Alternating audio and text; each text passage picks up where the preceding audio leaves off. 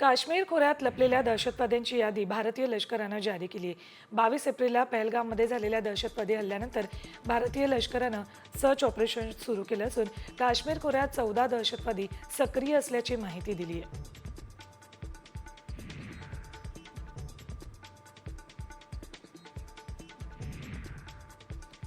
सीमा भागामध्ये वाढत्या सुरक्षा चिंतेमुळे विशेषतः गोळीबार किंवा इतर सीमेपलीकडील घटनांमुळे रहिवाशांकडून सामुदायिक बंकर साफ केले जातात। हे बंकर बहुतेकदा भूमिगत आणि निवाऱ्यासाठी बनवलेले असतात। त्यांचा वापर सुनिश्चित करण्यासाठी आणि संभाव्य धोक्यांना तोंड देण्यासाठी त्यांना राहण्यायोग्य बनवण्यासाठी स्वच्छ केलं जाते।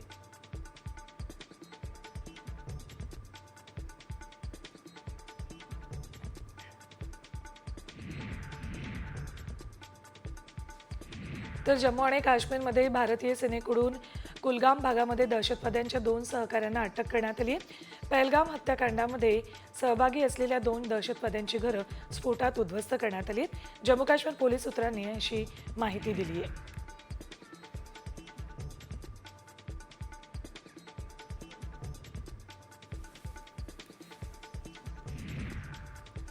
पहलगाममध्ये झालेल्या हल्ल्याची जबाबदारी सुरुवातीला द रेझिस्टंट फ्रंटनं घेतली होती, मात्र आता TRFनं आम्ही हल्ला केलाच नाही असं म्हणत U-टर्न घेतलाय।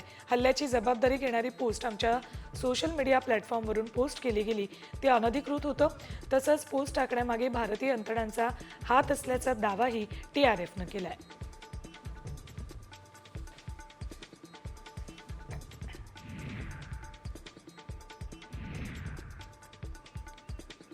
तर लंडनमधील पाकिस्तानी राजदूतावासात तैनात असलेल्या पाकिस्तानी लष्करातील कर्नल तैमूर राहत यांनी भारतीय आंदोलकांचा गळा कापण्याचा इशारा दिला आहे। पहलगाम दहशतवादी हल्ल्याचा निषेध करण्यासाठी लंडनमध्ये मोठ्या संख्येनं भारतीय नागरिक येत पाकिस्तान राजदूतावासाबाहेर त्यांनी निदर्शनं केली होती। त्यानंतर त्यांनी अशा पद्धतीनं इशारा केलाय।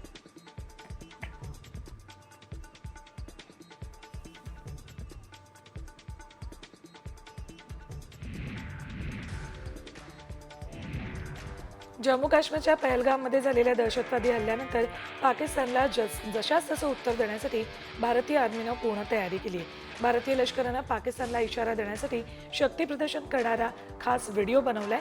जशास तसं उत्तर दिल्याशिवाय पाकिस्तानची मस्ती उतरणार नाही अशी भावना भारतीयांकडून व्यक्त केली जाते।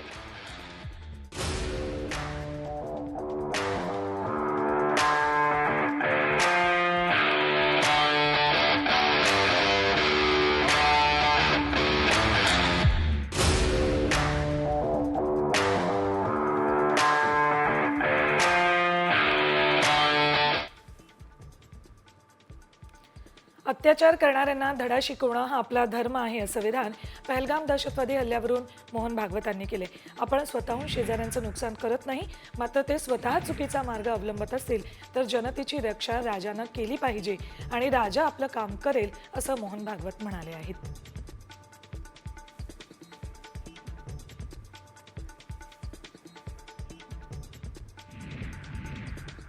पहलगाममध्ये झालेल्या भीषण दहशतवादी हल्ल्यानंतर भारताचा माजी कर्णधार सौरव गांगुलीनं संताप व्यक्त केलाय। भारतानं पाकिस्तानसोबतचे सर्व क्रिकेट संबंध त्वरित तोडावेत अशी स्पष्ट मागणी केली आहे। दहशतवाद खपवून घेतला जाऊ शकत नाही असं सौरव गांगुलीनं म्हटलंय।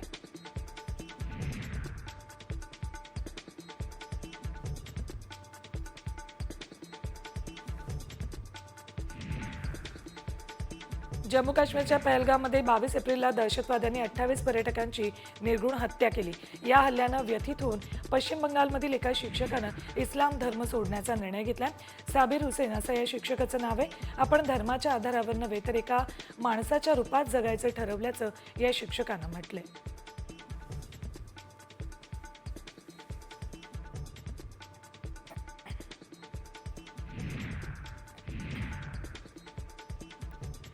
तर पहलगाम हल्ल्याचा रत्नागिरीत मुस्लिम बांधवांकडून निषेध करण्यात आला। मारुती मंदिर इथे शेकडो मुसलमानांनी एकत्र येत या हल्ल्याचा तीव्र शब्दात निषेध केलाय। पाकिस्तान मुर्दाबादच्या घोषणा देत पाकिस्तानचा झेंडा फाडून पायाखाली तुडवण्यात आला। हम सब एक है, भारत माता की जय अशा देखील घोषणा यावेळी देण्यात आल्या।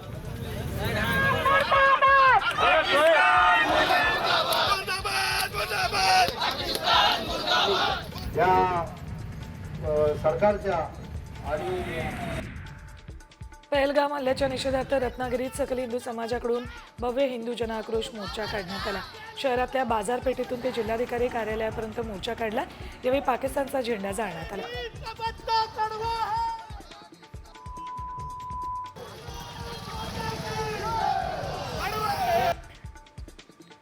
जम्मू काश्मीरमध्ये झालेल्या भ्याड हल्ल्याचा निषेध करत बुलढाण्यात मुस्लिम बांधवांनी जोरदार निदर्शनं केली। यावेळी पाकिस्तान मुर्दाबाद आणि हिंदुस्थान जिंदाबादच्या घोषणा देण्यात आल्या। तसंच पाकिस्तानच्या लष्कर प्रमुखाचे पोस्टर जाळण्यात आलं।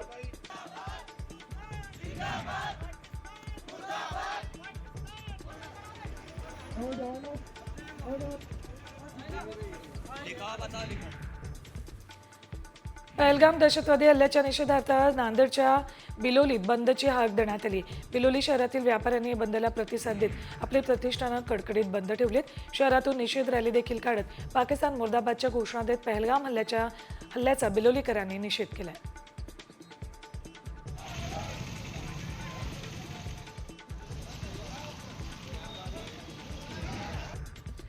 पहलगाममध्ये पर्यटकांवर अतिरेक्यांनी केलेल्या अमानुष हल्ल्याचे नाशिकच्या मनमाडमध्ये तीव्र पडसाद उमटलेत। सकल हिंदू समाजाकडून या घटनेचा निषेध करण्यात आला। मोर्चात हिंदुत्ववादी संघटनांच्या कार्यकर्त्यांसह विविध संस्था संघटनांचे पदाधिकारी भगव्या टोप्या घालून सहभागी झाले होते।